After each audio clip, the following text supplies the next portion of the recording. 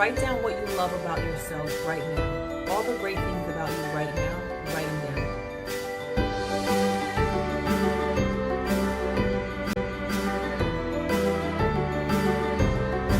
So now, okay, so how did I stop drinking? Well, just to get straight to it, I stopped. But let me backtrack. I stopped many times before I stopped this time. And I stopped many times before I stopped this time because I wasn't ready. I just wasn't ready. I didn't see it being an issue for me like I guess other people were seeing it being an issue. So for me, I've always been a drinker. I've always been someone who had a cocktail at a party, had a party with cocktails. It's just the way I lived. It's the way most people live.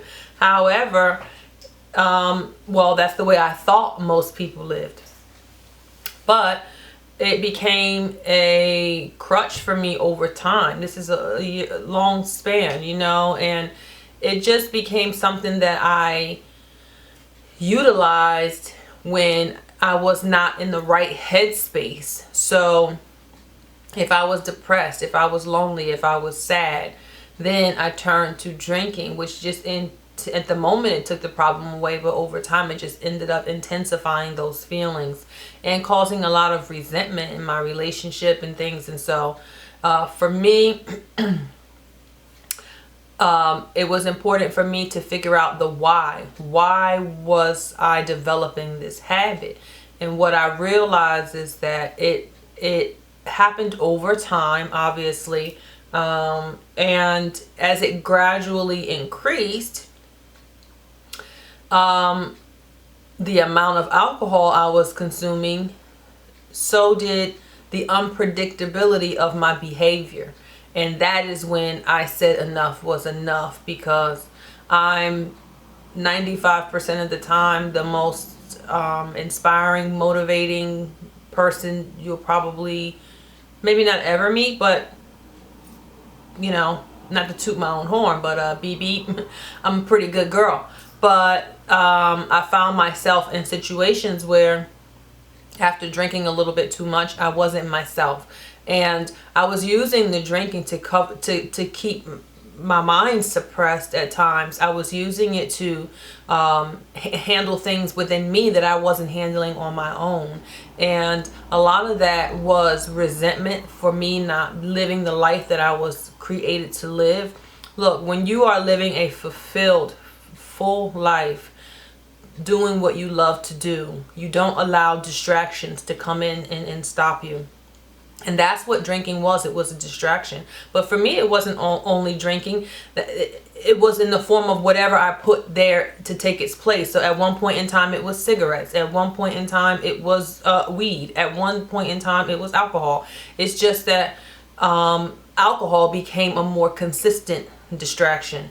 And one thing I will say in this video and in future videos is that distractions are the main thing that keep us from living the life we were created to live. And they start from small and they get big. It can be from the TV. It can be from your phone. It can be from you minding somebody else's business. It can be from alcohol, cigarettes, the time you take to go out and smoke a cigarette, the time it takes you to go buy a new pack of cigarettes. That time you could be dedicating to something that you enjoy and that is a passion of yours in your life. But distractions, they come in different forms, but they ultimately do the same thing. And the smaller distraction, the little bit of the time it takes, okay? It takes a little bit of time here, it takes a little bit of time here, so we don't really consider it a distraction. We just consider it part of our day.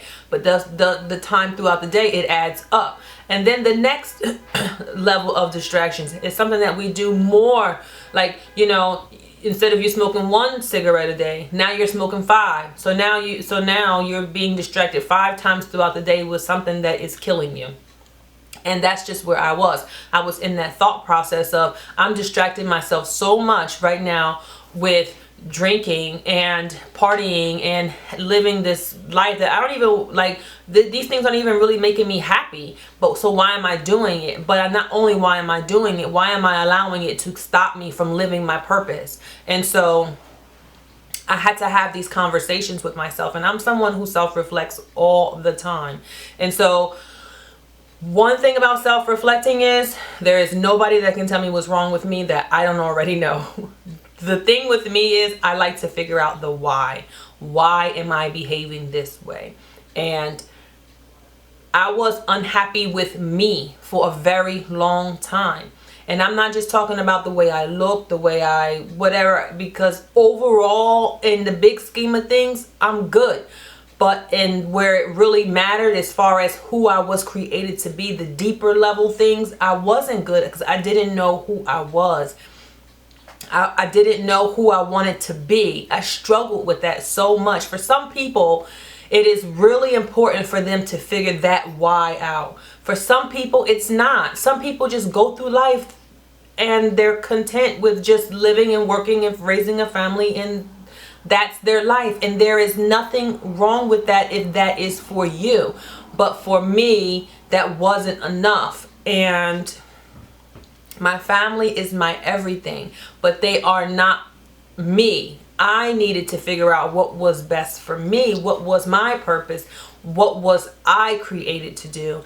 And drinking and smoking and distractions kept me in this hamster wheel of I'm almost there, I'm figuring it out, and then boom, I'm falling off track, and then back again, I'm almost there, I'm figuring it out, and boom, I just kept self-sabotaging myself. Well, I kept self-sabotaging, and I just got tired of it, and I got tired of me being that way. I got tired of me. It didn't affect me negatively all the time to drink, but when it did, it wasn't good, and I didn't want that to be a part of my story, and I didn't want that to be a part of my children's story. And so never was I a mean mom, never was I hateful, never was I any of those things, but I wasn't my best self. And my children deserve me to be my best. And I deserve me to be my best. And my husband deserves me to be my best. And I wasn't my best. And I needed to own up to that. And I needed to own up to that. I was the only one stopping me from creating what I wanted to create. And I think a lot of times we try to place blame elsewhere because it feels better to say you were the one that stopped me, or I couldn't do this. I went through that for a very long time, but it wasn't anyone's fault but my own. So I decided, I had a conversation with my family, and I let them know that I will no longer have another drink, and I didn't. And I don't smoke, I don't drink, and this was last year. I honestly do not even have the urge. And I have a theory about that, but I'll get back to that. But I don't have an urge to drink. And then it makes me think now, like, why does alcohol have to even be a part of any celebratory event? Why do we need to enhance ourselves that way for us to have fun, for us to enjoy each other? Why was that ever introduced into my life as something to do to have fun? So I talk to my kids a lot about that you never have to have a drink. Not because I don't, and I'm not saying I won't. I'm choosing every day to choose what's best for me and for me to be better. I am the one choosing. I'm choosing what I'm putting in my mouth as far as my food, smoking. All that is a choice, and I choose to not do my body like that anymore. But I talk to my kids about, you don't have to drink, you don't have to smoke, you don't have to do any of these things if you don't want to. It's all a choice. You don't have to do these things to fit in. You don't have to do these things to have fun. Be yourself. You don't need these things to give you courage. You don't need these things to make you funnier. Be yourself. So I think the mindset for me growing up was you had to drink to have fun. It was part of the process. And then as I started going on my journey of being not only alcohol free, but free of any chemicals that will alter my mind, I started realizing, like, yo, what was I even doing? Like, why did I even feel this was necessary? But I did at one point in my life, and it just got to be too much. It got to be me needing it versus it just being something there that I, wanted or not, and I just decided that I wasn't going to let that have a hold on me anymore, that or anything else. So basically I decided to take control of myself. I was reading this book, I forget the name of the book, but it said, I wrote it on my wall, actually. I'll show you a picture at the end, because I wrote down, that was a pivotal moment for me. It said, what would you like to own that you currently do not own? And the way the other questions in the book was geared, it was basically like car, house, kind of things like that. And I wrote down my life. And I wrote it and put it on my wall because it's a constant reminder for me that everything that I wanted for me, I didn't have because I didn't take control of my own life. I was putting my kids before me, my husband before me. And what I didn't realize at that time was they aren't getting my best if I'm not giving my best to myself. So once I realized that, the tables turned, and I just got to a point where I no longer want anything to alter my state of mind so that I can't think the way I think. And that's important for me because I have so much to share. I have so much to give. I have so much to pour into people, and I don't want that, number one, to be altered in my mind. And number two, one thing I realize is that when you're under the influence of anything, people don't take you seriously. You could be saying the smartest thing, you could be saying the most inspirational thing, but if it's coming out of a drunk mouth, if it's coming out of a high mouth, no one cares. No one cares, because oh, she's just talking again, or oh, he's just, there he goes off on his rant again.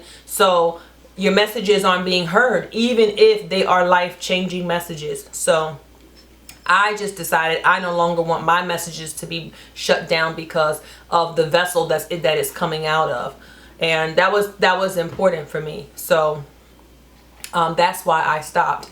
Now, since then, I don't even crave it, and I'm gonna tell you a little something that I think has contributed to it. Not me just not craving it, because I think it's just also my mindset. Like, my mind is so against it to the point, like, I look at my body now like my body is my friend. She's my friend, right? And I'm a good friend. The kind of friend that if I see you doing something harmful to yourself, why would I would say, don't do that, right? Don't do that. But I wasn't doing that to myself. I wasn't being a good friend to myself. I wasn't saying, yo, didn't you have one already? Cut it out. You know, this is where you start getting crazy, or this is gonna make your stomach hurt, or I wasn't a good friend to me. So now I look at myself as my own friend. I'm a friend to me, and if it's not gonna do me any good, if it's only gonna do harm, if it's harming my body, I'm a good friend to myself, and I say, no, you don't need that. You don't want it. You know what it's going to do. Like I have a whole full-on conversation with myself. You know what it's going to do. You know your belly's going to hurt. Whatever the situation is, I talk to myself like I would talk to someone that was my friend, because I'm my friend now first. And so I had to develop that whole mindset. But I was at a family member's house a few weeks ago, and someone came in and they had been smoking cigarettes, and normally that wouldn't bother me. Honestly, in a situation like this, after drinking, I would partake in a cigarette or two. That's just how I rolled at the time. But when the person came in with after they smoked a cigarette, I got so nauseous, and I was thinking about, like, wow, that never happened to me before. And I've been listening to hypnosis before I go to bed, and I really think that played a part in it. I think it has subconsciously created this like disconnect with me, and just not wanting anything in my body that's going to harm my body. So I'll put the link to the one that I specifically listened to in the description below, so that you can listen to it. Now I will tell you this, it is long. So listen to it, because you don't want somebody pouring anything into your subconscious and you don't know what it is. It could be telling you to bark like a dog for the next 3 days. We don't know. But I know, but you don't know. So listen to it fully, not while you're driving, and then listen to it at night before you go to bed, because you won't make it through the whole thing before going to sleep. I never make it through the whole thing. I had to listen to it on my own in the daytime, and then at night I'm out. But anyway, I really think that that played a part in me, like my whole thought. Like I just don't even, I have no urge. Like I really have no urge. And now I even sometimes I get mad at myself that I spent so much of my time and energy focused on that in my life, because it really was a big distraction for me. And it was a big distraction for me, and I'm so glad that I am where I am. And then I'm really hoping that this message helps you, because you know, it may seem and feel like maybe you don't feel like what you're doing is a distraction to you. Maybe you're able to get everything you need to get done, or you are where you want to be in life, and you don't feel like that you have any distractions. Well, that is amazing. That is wonderful. Because even though I'm walking in my purpose, and even though I'm feeling so great and feeling fulfilled and everything now, I still have distractions. Things still get me. I still have to check myself, like, yo, get off that phone. I still have distractions. Typically never go away, but the more we partake in them, the bigger they get in our lives, and then the more they take us off our path to being who we were created to be. So if you think you don't have any distractions, I would say write down what you do every day for 3 days, everything, even down to going to the bathroom, and pinpoint anything in there that can be eliminated. And then that's extra time that you have throughout your day to do something to help you walk further in your purpose, or to develop your talent so that you can live a more fulfilled life. So I really hope that you gained some knowledge or some inspiration, something from this video. And if you feel this video will help someone that you know, I ask that you share, and not only share, if you can like and subscribe, and don't forget to hit the little bell, because the bell will notify you every time that I post a video. So if you like what you're seeing and you want to see more content, please do that. Also comment if you have comments, if you want me to talk about something a little bit more in depth, if you want to hear more stories, whatever you would like, let me know. I'm here to help. God bless.